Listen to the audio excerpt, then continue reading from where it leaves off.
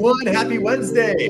Welcome back to another show. We have another wonderful live stream. For those of you that don't know, I'm Joe Correcca, and today we're talking about some of the latest real estate news, most related to Trump's big, beautiful bill. We're going to be talking about implications that has for housing, as a lot of tax codes have changed, a lot of tax laws have changed, and we're going to see how that could affect what's going on in the housing market. On top of that, we've got a really, really cool listing that we're going to feature. I found this listing on Zillow that is one of a kind. We're going to take a look at that, and that's going to be it's really, really cool. I'm really excited to show you guys that one. We're gonna jump in here in just a little bit.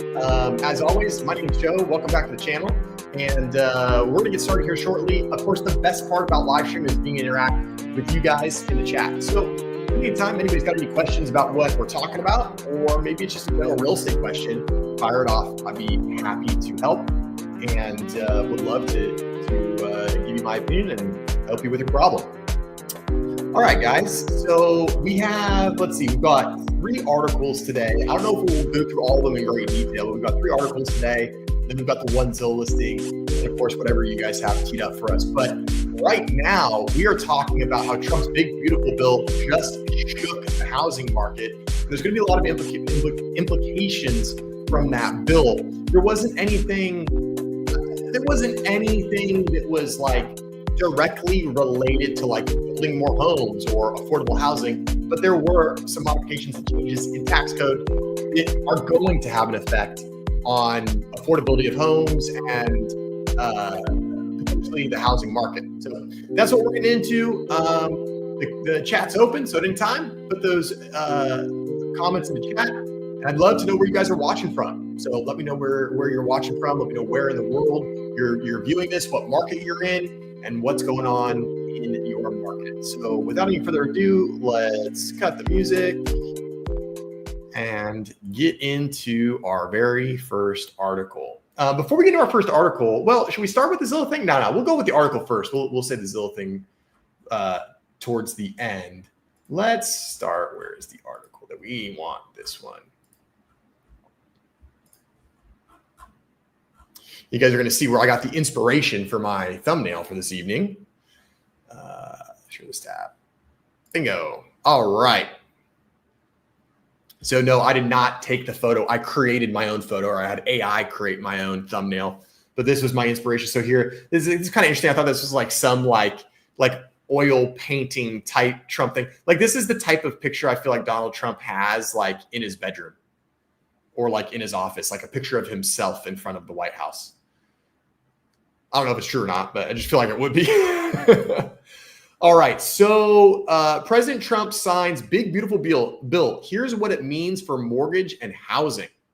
All right. So we all know we were trying to push through his budget bill. Trump was trying to push through his budget bill. He wanted it signed on July 4th.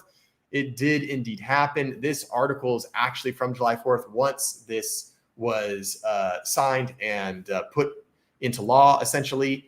And so we're gonna be talking about the things that are gonna matter for housing when it comes to this bill. Let me make it a little bit larger for you guys. Bingo, there you go. You can see a little better.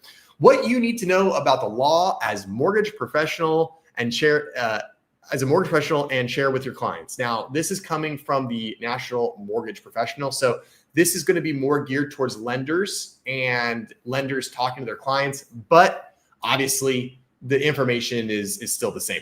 In a marked political win for President Donald J. Trump and his administration, H.R. 1, the One Big Beautiful Bill Act, defied very long odds and endured intense opposition to find passage and a place on the president's desk. And with his signature now added, it is law. But put aside all the DC drama. The One Big Beautiful Bill Act is sweeping budget and tax legislation, and within it are provisions that directly or indirectly impact the housing and mortgage industries. And that's what we're talking about. There are some things that do have a direct impact, but there are also things that are going to have an indirect impact. And that'll be the things that will be a little bit more interesting to see how those shape and affect the housing market. While the law doesn't include any headline-grabbing first-time home buyer credits or down payment grants, there are meaningful tax changes and housing credit adjustments that loan originators and broker owners should understand and can use to better serve their clients. So that's kind of like what I was saying in the beginning here, where there's no, big anchor, hey, we're just going to give people a $20,000 credit for a down payment or, whatever it may be. There's nothing like that, but there are a lot of other little things that could affect how properties are afforded and what the affordability is and how loans are made. And that can affect the cost of home buying. Key mortgage and housing provisions. Permanent mortgage insurance deduction. This is going to be a popular one. Borrowers can now permanently deduct mortgage insurance premiums, PMI, FHA, MIP, VA funding fees, USDA guarantee fees, subject to income limits. So PMI is probably the most popular, most common one that you'll see. That's basically it's mortgage insurance, private mortgage insurance. And this was a result of 2008. It's funny, when 2008 occurred, we had the great financial crisis. All these banks basically made these bad loans, and then the taxpayers had to bail them out. And one of the most interesting things about the 2008 financial crisis, or what came out of it, is the fact that one of the safeguards now against bad mortgages is PMI, private mortgage insurance. But private mortgage insurance is paid by the borrower of the loan, which, obviously makes sense. It's their loan, it's their mortgage insurance. But that requirement came from a 2008 financial crisis. So the 2008 financial crisis was caused by risky lending and greedy banks. And the banks turn around and say, oh, well, we've got a solution. We can do this private mortgage insurance. But the taxpayers are going to have to pay for that.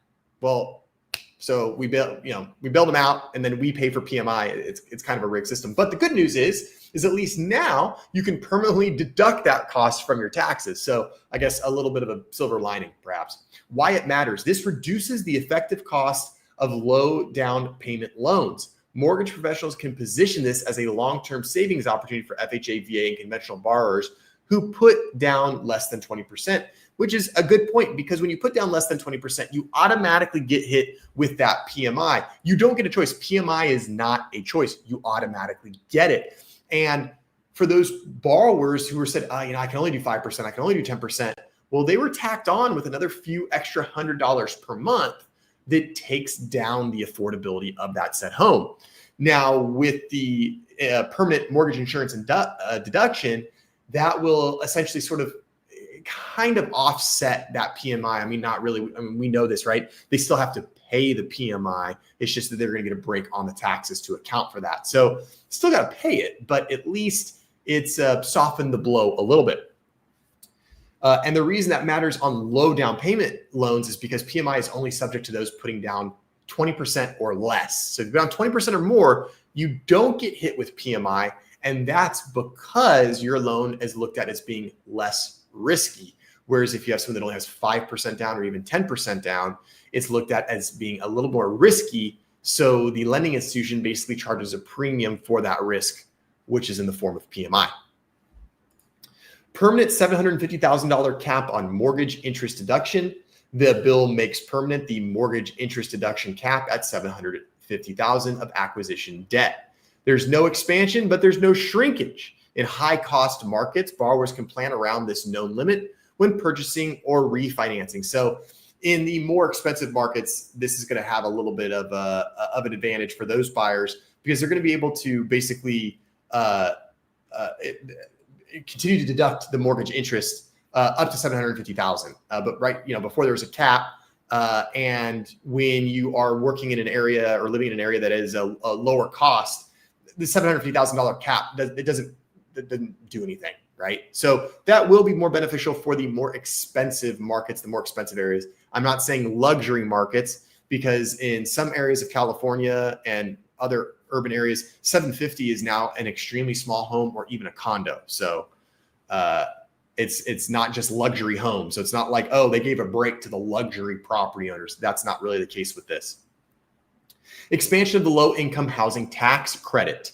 The law permanently increases the tax credit allocations by 12.5% and reduces the bond financing requirement for 4% tax credits from 50% to 25%. So why does that matter? More credits supply means more affordable rental housing, which supports housing stability. Oh, I got to put this up on your screen. You guys can even see what I'm looking at. which supports housing stability and may ease entry-level homebuyer competition. It also presents opportunities for originators working in multifamily or with community lenders. So again, as a mortgage originator, it basically makes it so that there's more options, a little bit more flexibility in getting some of these low-income housing tax credits passed and approved for the mortgage. Hey, Angie, hope you're doing well. Yeah, I think you're probably referring to the permanent 750 cap on mortgage introduction. Yes, you're exactly right, Angie. That will have a little benefit to homeowners in our neck of the woods. No new federal down payment or home buyer assistance. The law contains no first-time home buyer tax credit or first-generation down payment grant. Several housing program rescissions are included, such as the U.S. Department of Housing and Urban Development, HUD, Green and Resilient Retrofit Program. So there are still some programs that are included for some types of credits or benefits, but there's no major anchor, home buyer assistance, first-time home buyer credit, anything like that. Which, the school of thought goes two ways on that, right? Because the theory is if the government just gives everyone $20,000 to buy a home, well, then one of the concerns is that a lot of homes could go up by $20,000. I mean, maybe not that amount, but they would go up because if you give all of the buyers more money to work with, then they all have the same amount of money to increase their bids. And essentially we could see prices go up with that. So anytime we have any government program that's like, we're just going to give you money for something, it can sometimes have unintended consequences. So there has been no new down payments, no home buyer assistance, none of that stuff. But you can see there's other stuff in the works that's going to give some benefit to home buyers, especially some of these low income home buyers. Why does that matter? Federal down payment assistance is not coming from this bill. Oh yeah, we talked about this. Continue to rely on state housing finance agencies, local grants, and employer-assisted programs to help clients overcome down payment hurdles. And I'm not really surprised by this because Trump's one of his overarching themes of his administration is more states' authority. States are going to have more say and more power over what they do, and the federal government's going to step back. So we heard him talk about that stuff with FEMA, like, okay, just leave it to the states if there's a disaster. And this is a similar thing. So he's basically saying, hey, listen, federal government's not going to deal with housing assistance and down payment assistance. But if local state governments would like to put together a program, well, then they certainly can. And there's the SALT deduction cap is temporarily raised. This is a big one. The legislation raises the state and local tax deduction cap from $10,000 to $40,000 per household from 2025 to 2029, with a phase down starting for incomes over $500,000. So why does this matter?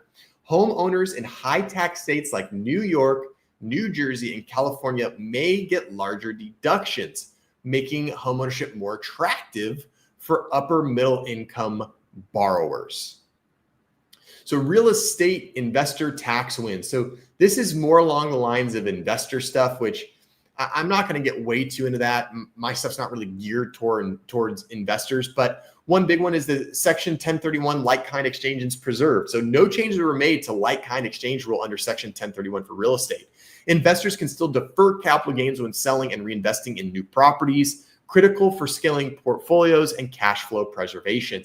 The reason why this is an important one is because you don't necessarily, although this tax code, the 1031 tax code, is for real estate investors, that can be utilized by anyone that has multiple properties where one is used for rental income. And 1031 is great. And I have a lot of clients utilize 1031. It's a very common way to defer taxes and capital gains. It's probably one of the best tools for ordinary people to use to defer tax gains when it comes to real estate. And I'm not going to go way into how 1031s work, but the gist of it is you have a rental property. Let's say you have a condo and you've got renters in there and you want to sell it and you've owned it for maybe 15 years and you want to sell it and you think, you know what, I don't want a rental in Los Angeles anymore. I'm going to move to Texas and I want the rental to be closer to Texas. So that way I can keep an eye on it and manage it. So you think, you know what, I'm going to sell my California rental. I'm going to go buy a rental in Texas. Well, when you sell that property, you're going to be exposed to capital gains taxes. It is not your primary residence. It's an income producing property. You're going to pay taxes. However, if you tell the government, you know what, no, I'm going to sell this one, and then I'm going to take the proceeds from this sale and I'm going to buy this investment property, I don't want to have to pay taxes. The government will say, okay, fine, that's fine. Because you're not actually holding the money and taking the profit, you're reinvesting the profit into a like-kind exchange, then you don't have to pay any taxes on the sale of the property. You can take all of that money and put it into a new rental property. And that's very common for people to do. That was something that a lot of people wanted to see preserved, and it was preserved. So that's a good thing. So I won't get too much in this because most of this is going to be, mortgage professionals and things like that. But I like this article because it gave a very quick, these are the, kind of the main things here of what they're looking at. And then it gave really nice, why it matters, what it is, why it matters. So it was a good breakdown. So we're going to go to the next article. And this one talks about basically 3 key changes in the big, beautiful bill that could affect housing. And this was as of July 8th. So this was as of yesterday. And you're gonna see that there's gonna be some overlap in some of these things, but this is a kind of an interesting, different perspective.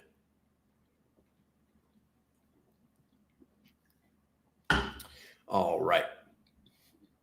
So the key takeaways here: the one big beautiful bill signed into law by President Donald Trump has several provisions that affect housing.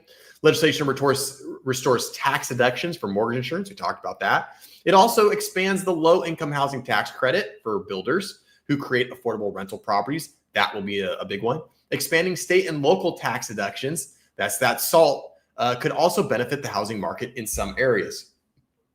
Several provisions in the tax and spending bill passed last week have the potential to help unlock the housing market. President Donald Trump signed the One Big Beautiful Bill into law this weekend. It extends many provisions from the Tax Cuts and Jobs Act, a major tax reform bill that Trump signed in 2017, basically his first budget and tax reform bill, and during his first term, Trump Bill 1. That will affect the real estate market. It also has some new provisions that industry officials said could benefit the housing market. These provisions form the backbone of the real estate economy, from supporting first-time and first-generation buyers to strengthening investment in housing supply and protecting existing homeowners, said Shannon McGann, National Association of Realtors Executive Vice President and Chief Advocacy Officer, in a prepared statement. Mortgage insurance deduction could lower some homeowners' taxes. Who doesn't like lower taxes? I think everybody likes lower taxes. The bill restores the deduction for mortgage insurance, which is generally used by homebuyers who put down a smaller down payment than required by mortgage lenders. Taxpayers who qualified got an average deduction of $2,364 in the tax year 2021, the last year that the mortgage insurance deduction was available to this group, according to the industry group U.S. Mortgage Insurers. However, this legislation increases the standard taxpayer deduction to $15,750 for single filers and $23,625 for head of household and $31,500 for joint filers, while also limiting other itemized deduction.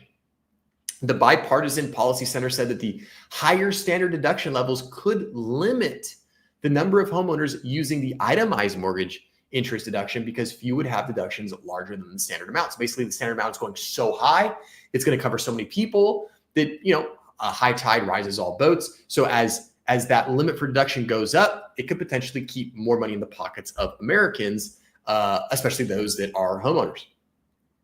Low-income housing provision could lead to more rental properties. This is also could be a huge, huge benefit. The other article didn't hit this in as much detail. Another key provision in the bill expands the low-income housing tax credit for builders who create or rehabilitate rental housing for low and median income renters. The low-income housing tax credit remains the nation's most effective tool for building and preserving affordable housing, said David Dworkin, President and CEO of the National Housing Conference. These changes are expected to produce or preserve more than 1 million additional affordable rental homes between 2026 and 2035. This one's really important because remember, what have we been talking about for the last 5 freaking years, guys? It's been inventory. And not only has it been the lack of inventory, but it's been the lack of affordable inventory. Now, this is related to rentals, right? So rentals, this portion of the bill being related to rentals might not have as big of an impact on the home buying and selling portion of the real estate market, but it still could, because as you start to build more rentals, as more rentals become more affordable, then that means that some of the individual single family homes that are rented, the demand goes down for those. So as you make more supply for the low income and affordable housing, then that can open up some more inventory in the middle income and open up some more inventory in the higher income housing. And again, it's just about that flow of keeping that circular flow going of people having places to go. So the more inventory we have, the relief that we're going to see on prices is going to be felt across all levels, not just low income, but also middle and high as things open up. This is probably one of the single biggest benefits. I know some people will say SALT's a benefit because it's going to probably impact your pocketbook financially next time you do your taxes. So I can see why a lot of people would say that. But in the long term for the housing market, this is probably the best thing in the bill. There's a lot of things in the bill, so there could be other things. But from what I've seen, from what I've read, this seems to be really the best thing for housing overall. But this is a long-term thing. The legislation will also make permanent opportunity zones, which provide tax incentives to develop in certain low-income areas. The provisions come as low housing inventory has kept home prices out of reach for many Americans, as we were saying. SALT deductions could boost housing market in some states. We've talked about the SALT. The bill increased the SALT deductions from $10,000 to $40,000. These provisions mainly help high-income taxpayers in states that have high local taxes, New York, California. While the bill doesn't address housing policy specifically, officials said that increased deductions could help the housing market in places with high local taxes. So it was just kind of interesting. I wanted to, this article hit about the low-income housing provision a little bit more. So I just wanted to touch on that one a little bit. All right. And so we have one more article regarding the big, beautiful bill. This one's really good. This one's a little bit more detailed. So like the data nerds, this will kind of be in there. Again, we're going to have some overlap. This one will go through a little bit faster, and then we're going to go check out this really, really cool house that I found. This stream might be a little bit shorter tonight, but we'll just see where it takes us. As always, guys, let me know what your thoughts are. Let me know what you think about the big, beautiful bill. Let me know what you think about the impact that it may have or may not have on housing. And then, of course, if anybody has any general real estate questions, put them in the chat. Always happy to talk with you. If you're thinking about, oh, should I rent? Should I buy? I'm getting ready to sell my house. Should I fix this? Should I do that? Fire them away in chat. Always happy to talk real estate. All right, so this one comes from Narada Real Estate Investments. This is a good website for real estate news. It's actually pretty interesting. This is a really good article. Now, this article is a little bit of an opinion article. The author, Marco Santarelli, when I read through, I could tell, he had kind of his own opinion on some things. And that's okay. But as we go through, just keep in mind, it's the opinion of the author. So they have this kind of nice graphic. Trump's one big, beautiful bill. It's going to add $2.4 trillion to the national debt. The winners, high-end buyers, key change, the SALT cap raise, and concerns for first-time home buyers. I'm assuming the concerns here for first-time home buyers that they've put on this graphic is because there wasn't anything specifically directed at first-time home buyers in the big, beautiful bill. There, like I said, there was no anchor like home buyer down payment assistance or anything like that. So, will Trump's big, beautiful bill truly reshape the housing market? The answer is complex. Aren't they all complex? There's no simple answers anymore, especially when it comes to politics and housing. Signed into law on July 4th, 2025, this legislation brings a mix of tax cuts and new policies that could have significant impacts on home buyers, renters, investors, and the mortgage industry. While some provisions aim to boost affordable housing and provide tax relief, others raise concerns about affordability and supply. Let's dig deeper.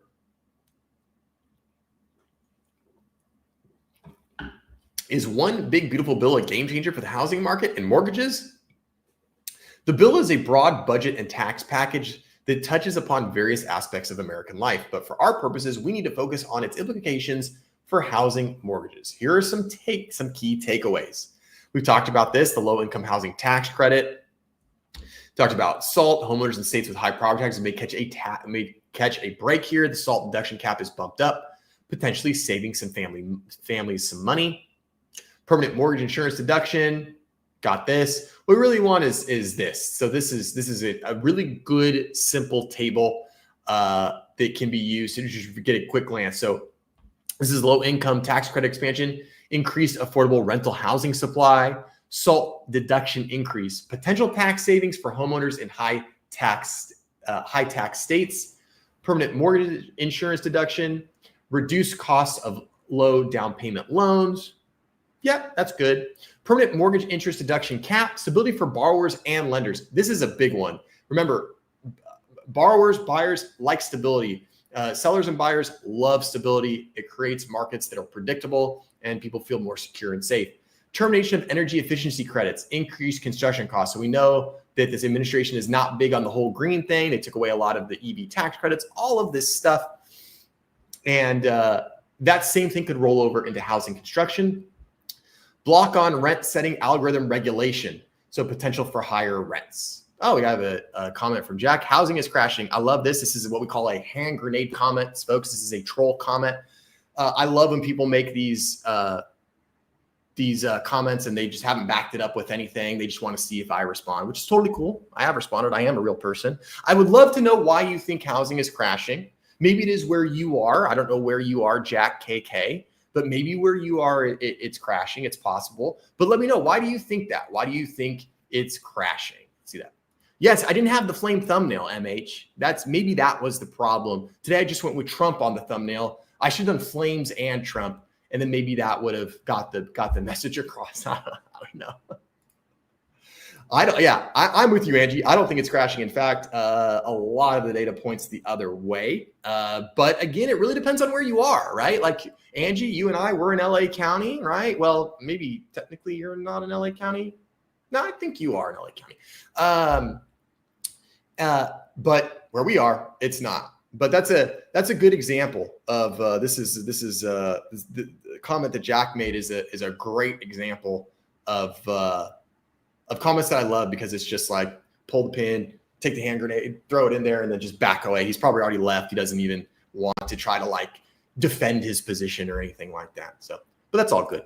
Let's keep it rolling. High-end buyers and investors, a reason to smile. So again, this is what I think is, in my opinion, is where it provides the clearest benefits. SALT is a big one, and the retention of 1031. So, you know, it's hard. The bill, the big beautiful bill, is really, really complex, and we'll just have to see kind of how it shakes out with some things. And all of this is just a gut reaction based off the bill the way that it is now, and how people are thinking it could affect things. I really still think that, you know, the stuff in the bill, okay, great, I get it. They made some changes to taxes. It could have some benefits on it. My thing still, though, what I want to see is I want to see what happens with tariffs, and I want to see what happens with the Fed. Because if the tariffs don't have inflationary inflationary reaction for the U.S. economy, then it's quite possible that rates will get cut. The whispers are that we might be getting a rate cut here in July. Now, again, that's the federal funds rate, not mortgage rate. But usually when the Fed funds rate gets reduced, the mortgage rates go down as well, but not all the time. So we'll have to see what happens, because I think those are still the biggest factors. This bill is not going to have any immediate effect, in my opinion, on housing, the affordability of housing, anything like that. I think more so it will be tariffs. We do know that Trump sent more of these negotiation deal letters to some more countries today, but it seems like he's avoiding some of the U.S. major players on deals. So we'll just have to see, you know, how that goes. Angie, I've had 2 neighborhood houses sell for over asking. They were both in great condition, ready to move in. Those seem to be the houses most buyers around here want. Yeah, you're exactly right. In fact, anecdotally, I had 2 listings, both of which in the high desert. So I had 1 listing in Hesperia and 1 listing in Oak Hills. And yeah, that market's a little bit different than where I am. So this is a more rural market for those of you that aren't familiar with those areas. This was a market where there's a little bit more inventory and the demand's a little bit lower. And both of these homes were prepared very nicely for sale. They took my advice. They basically did what I said. And one of the properties was on the market for 3 months before with a different agent. They didn't get any offers. They didn't sell it. And I went in there and I said, hey, this is the problems that you have. This is where you made some mistakes and your agent made some mistakes. This is how we're going to fix them. And this is how we're going to get your house sold. And that property was in Hesperia. And after just 2 weeks on the market, got a buyer. And it's closing in 5 days. And that's in an area that is not in as high a demand. Subsequently, the other one in the high desert, was on the market for about a week. And we had an offer and we're in escrow. So those 2 properties are in markets that are not quite as hot as some of the areas in LA County and Orange County. This is in San Bernardino County. And those 2 properties perform very well. So yeah, if the home is prepared right and if it's priced well, it's going to sell. Even the 2 listings I had, I knew that they were priced well. I knew that they were presented well. I was still a little bit nervous because the market's a little bit different there. But even those ones sold very, very, very quickly. So yeah, Angie, you're right. It really just depends on, is the home in good condition and is it priced appropriately for what it is? And at least in our market here in the, kind of LA County, Inland Empire area that we're in, not doing too bad.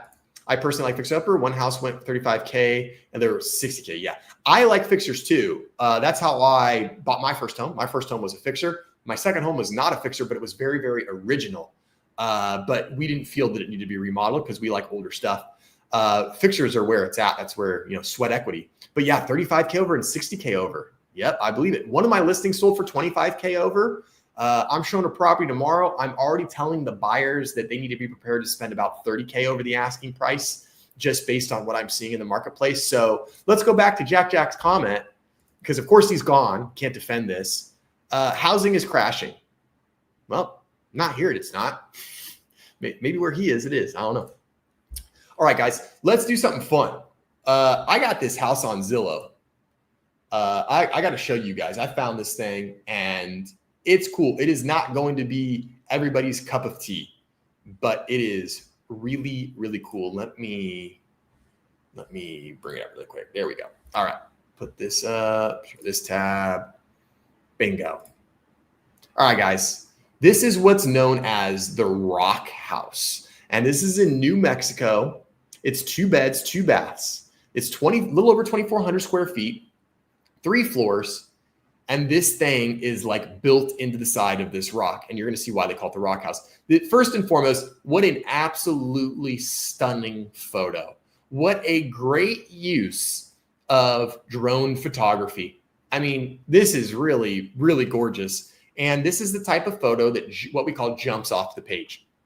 This is what you want your photo to look like. Now, I understand you might just have a regular home on a street that's got neighbors. That's fine. But you can still take a good, crisp photo with a nice sunset behind it, and it will still be effective. Obviously, the scenery with this photo is quite amazing. Check that out.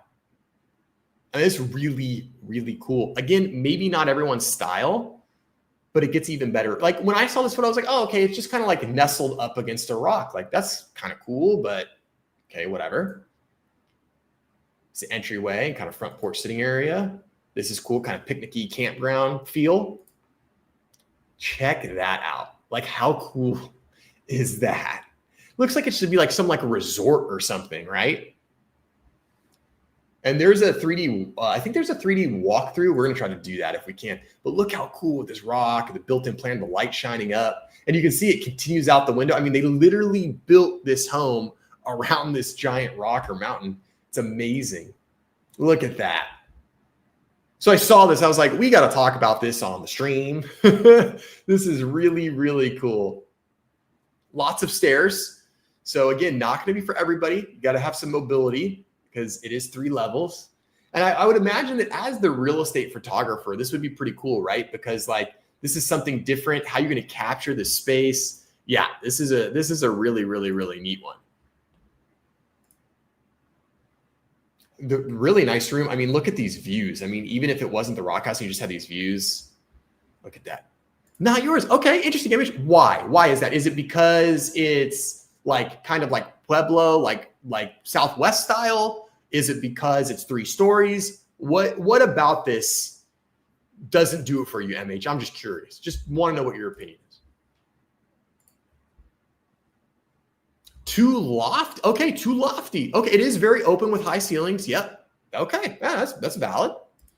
I love these cabinet colors. It looks like they're like a dark green. These are really cool. And I kind of like how like they have these with like the glass in this portion. We'll have to see. But how do you clean that rock?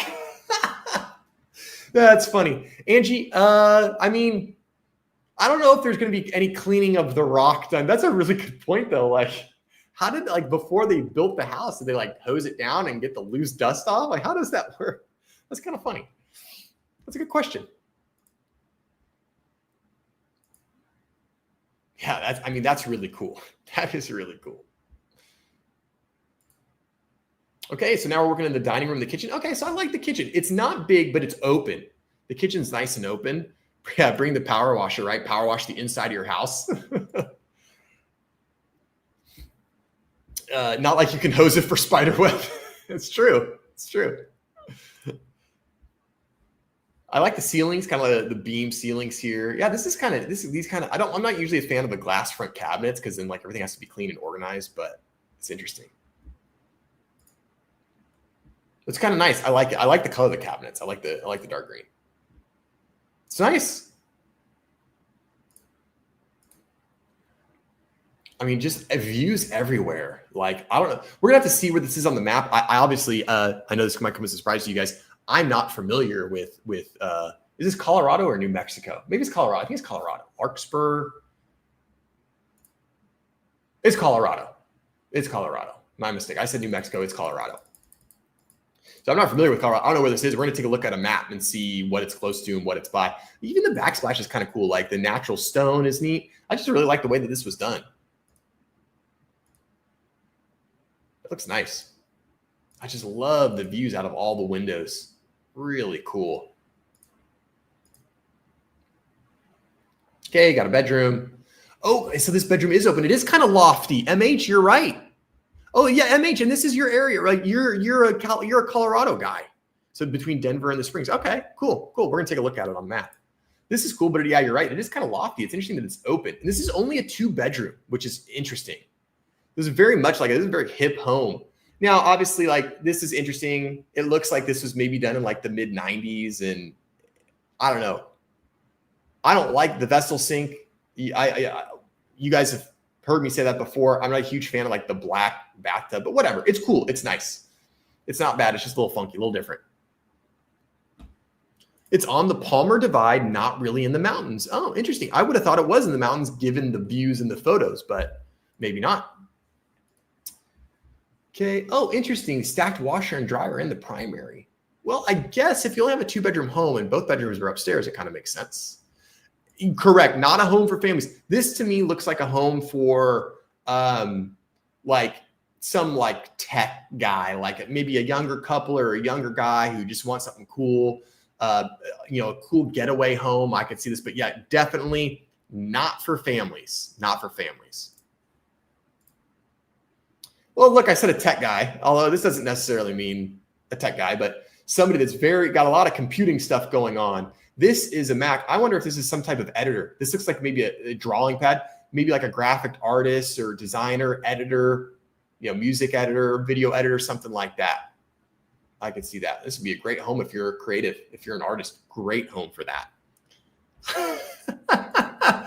Kat would love to live in the home, though. Yes, you're exactly right. Lots of exploring, lots of smells. Cats would keep the spiders down. I'd never see my cat. It's true. You'd have to go hunting for him. We'd have to put a bell on our cat. Sometimes I can't find her in my house, and it's not like this. You got to put a bell on the key to keep track of them. You got to put one of those little the GPS, the little what are they called? The GPS little keychain things, the tiles, the squares that'll track them, and we can keep track of the cats. This is kind of cool. So this is like an outside deck. Ooh, I wonder if there's a hot tub here. Kind of maybe looks potentially like it. Looks a little suspicious. Or maybe it's just a deck. It looks like they're on it. Maybe it's just a deck. That's kind of cool. And this is back inside. Okay, so this is bedroom number 2. Okay, cool. Wow, this is a wild house. And it's an ensuite. Okay, nice. Interesting tub. What's going on here? I've got a couple questions for my designer wife who's in the chat, paging Michelle. What's the story with this tub? It's like a square. What is this like you just sit in that? You're not stretching out, I guess. And then the other question I have is what's happening here? I don't know what's going on with this. The bearded dragon. Interesting. Oh, wait, this moved. Hold on. You got a bearded dragon? That's cool. Yeah, and it's the desert. I'd imagine the bearded dragon would like the heat, right? Ooh, a Japanese soaking tub. Interesting. Okay. Cold plunge. Okay, yeah. Water is an issue in Larkspur. Interesting. Like they're having an issue with water supply or water rights. Man. Oh, it's wallpaper. I thought maybe it was like a tile on the ceiling, but it's bad wallpaper. Okay, that makes more sense. Oh, the bearded dragon. We do need to know the bearded dragon's name. Is it Beardy? Is he Beardy, the bearded dragon? That's a good question. What is the bearded dragon's name? That's what we need to know. The water tables are drying up. That's not good. Yikes. That's one of my concerns with Arizona. Like if I ever went to Arizona or moved to Arizona, like, is there going to be water there in like 20 years? This is freaking cool. This would be my office. So someone is mega techie because this is the second computer setup that we've seen. This is like kind of like right in the entryway though, it looks like, but this is really cool. That's really neat. Beautiful. God, that's gorgeous. And what's crazy to think is these rocks are nice and smooth and round. How did that happen, folks? Water. At some point, water. Ah, it's beautiful with the hills back there. Yeah, you're right, MH. Not very mountainy, just more hilly. More hilly. Officially, the name is Pepper, but I call him Grumpy. He looks like a hot chili pepper. I like that. His name's Pepper, but we call him Grumpy. I love that. Oh, there's the hot tub. Okay, so there was a hot tub somewhere. Interesting little ladder. Oh, it'd be cool to kind of like get up here and hike up here. That's interesting. This is a really interesting home. Very interesting home. And this is why I was like, we got to talk about this. Very different in comparison to the ones around it, certainly. Wow. Gorgeous. Great photography, too. Great photography. I would love to vacation there. Oh, okay. Cool. Oh, it's close to a golf course and a lake or a reservoir. That's cool. So it looks like the home is maybe here. It looks like. Yeah. Not too far from a golf course, though.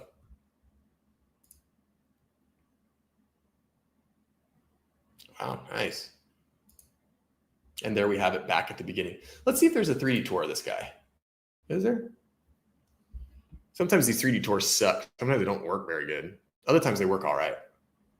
Oh, I can use my arrows. Is that true? No, I can't use my arrows. Liar. See, this is one of these where like it doesn't work the way that it should. Yeah, that's not going to work for us. That's not going to work for us, unfortunately. But there it is for $1 million, 2 beds, 2 baths, $1 million. It's already in escrow. Let's see, how long did it take? 46 days. So, hey, it actually sold pretty quick for a home as unique as this. And as expensive for 2 bedrooms, yeah, it's great. Oh, the Buc-ee's. Yeah, we know about Buc-ee's. Want to open a station in Larkspur. Locals are trying to stop it. Interesting. Pepper walks on a leash outside. Sometimes he wants to run off. It's funny. Is he fast? Will he make a quick getaway? Wow. So this one, you missed it. If you're interested, you got to put in a backup offer. It's on 0.86 acres too. I mean, $1 million. It's pretty cool. I still want to see this on a map. Let's do this. Larkspur, Colorado. Oh, okay, so here's the Denver area, the most important part of Colorado. There's Boulder up here. Oh yeah, and right between the springs. Exactly where you said, MH, right between Denver and Colorado Springs. Okay, and let's see when we zoom in. Here's Larkspur here.